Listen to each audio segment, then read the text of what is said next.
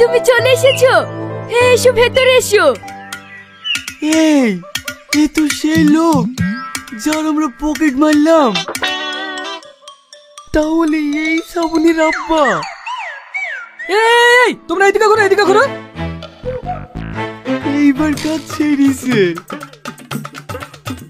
তো সেই পকেট মারটা যে আমার পকেট মেরেছে।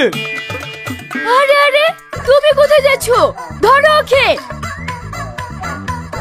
আমি তো ওকে ধরে নিয়ে এসছি। আমি জানি এই অঞ্চলে কে পকেট মারতে পারে। শালা আমার শ্বশুর মশাই পকেট মারা।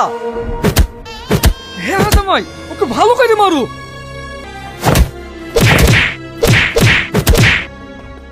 শালা এইবার কেমন তোকে ছেড়ে দিলাম।